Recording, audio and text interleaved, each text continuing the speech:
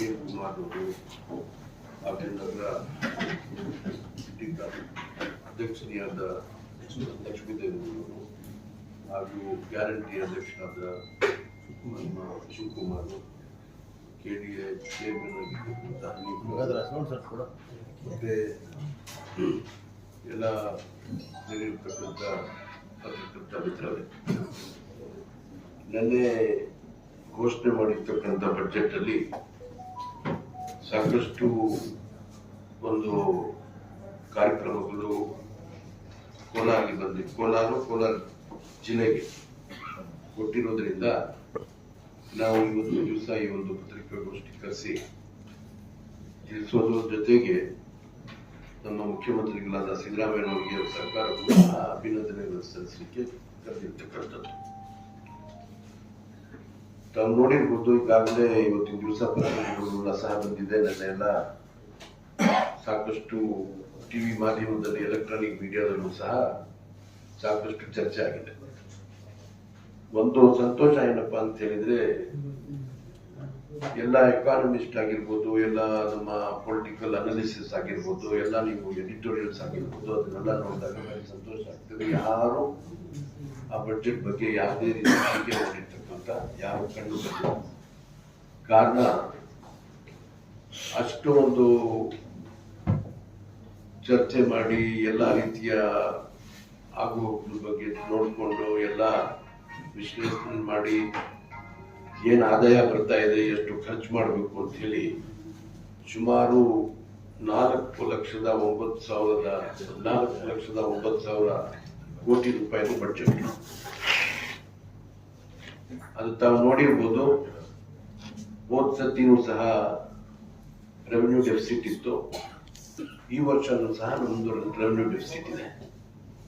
But ಹೋದ ಸತಿಗೆ ನಾವು ಹೋದ ಸತಿ ರೆವೆನ್ಯೂ ಡೆಫಿಸಿಟ್ ಬಂದು 27,000 ಕೋಟಿ ಇತ್ತು. ಈ ವರ್ಷ ಅದನ್ನ ಕಡಿಮೆ ಮಾಡಿ ಇವತ್ತಿನ ದಿವಸ 19,000 ಇದೆ. ಹಾಗಿದ್ರೆ ನಿಯರ್ಲಿ ಅಬೌಟ್ 27% ರೆವೆನ್ಯೂ ಡೆಫಿಸಿಟ್ ಅಲ್ಲಿ ಕಡಿಮೆ ಆಗಿದೆ. ಮುಂದೆ ಬರ್ತಕ್ಕಂಥ ಬಜೆಟ್ ಅಲ್ಲಿ ರೆವೆನ್ಯೂ ಸರ್ಪ್ಲಸ್ ಆಗ್ಬೋದು ಅಂತ ಹೇಳ್ಬಿಟ್ಟು ಒಂದು ಇದನ್ನ ಈ ಸಂಖ್ಯೆ ನೋಡಿದಾಗ ಬರ್ತಕ್ಕಂಥ ಮುಂದಿನ ಬಜೆಟ್ ರೆವೆನ್ಯೂ ಆಗ್ಬೋದು ಅಂತ ಹೇಳ್ಬಿಟ್ಟು ಎಲ್ಲರಿಗೂ ಒಂದು ಭಾವನೆಯನ್ನು ಸಹ ಮೂಡಿಸಿದೆ. ಅದರ ಜೊತೆಯಲ್ಲಿ ನೀವು ಯಾವುದೇ ಒಂದು ಡಿಪಾರ್ಟ್ಮೆಂಟ್ ನೋಡಿರ್ಬೋದು, ಪರ್ಟಿಕ್ಯುಲರ್ ಆಗಿ ಅಗ್ರಿಕಲ್ಚರ್ ಅಲ್ಲಿ ನೋಡಿದಾಗ, ಕೃಷಿಯಲ್ಲಿ ನೋಡಿದಾಗ, ಈ ಸತಿ ಕೃಷಿಗೆ ಸುಮಾರು TPS ಅಲ್ಲಿ ಸುಮಾರು 42,000 ಕೋಟಿ. ಹೋದ ಸತಿ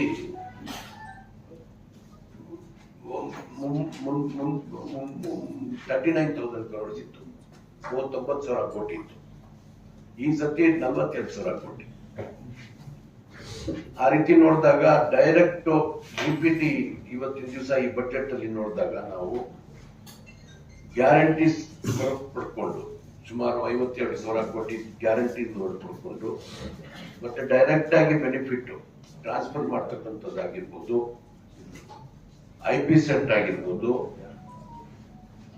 ಎಲ್ಲ ಡೈರೆಕ್ಟ್ ಟ್ರಾನ್ಸ್ಫರ್ ಸಬ್ಸಿಡಿಗಳಾಗಿರ್ಬೋದು, ಅದೆಲ್ಲ ನೋಡಿದಾಗ ಸುಮಾರು ಹತ್ತತ್ರ 1,00,000 ಕೋಟಿ ರೂಪಾಯಿ ಜನಗಳ ಕೈಗೆ ಹೋಗ್ತಕ್ಕಂಥ, ನೇರವಾಗಿ ಜನಗಳ ಕೈಗೆ ಹೋಗ್ತಕ್ಕಂಥ ಒಂದು ಬಜೆಟ್ ಆಗಿದೆ ಇವತ್ತಿನ ದಿವಸ.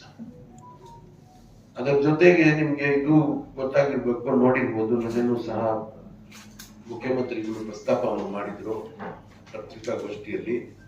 ಒಂದೊಂದು ಕ್ಷೇತ್ರಕ್ಕೆ ಈ ನಮ್ಮ 5 ಗ್ಯಾರಂಟೀಸು ಇದನ್ನೆಲ್ಲ ಸೇರಿಸಿದ್ರೆ 232 ಕೋಟಿ ರೂಪಾಯಿ ಒಂದೊಂದು ಕ್ಷೇತ್ರಕ್ಕೆ ಜನಗಳಿಗೆ ಡೈರೆಕ್ಟ್ ಆಗಿ ಅವರ ಕೊಂಡು ಹೋಗ್ತಾ ಇದೆ.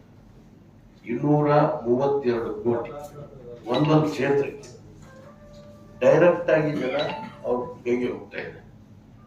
ಅದರದ್ದು ಅರ್ಥ ಏನಪ್ಪಾ ಅಂತ ಹೇಳಿದ್ರೆ, ಒಂದೊಂದು ಕ್ಷೇತ್ರದಲ್ಲಿ 232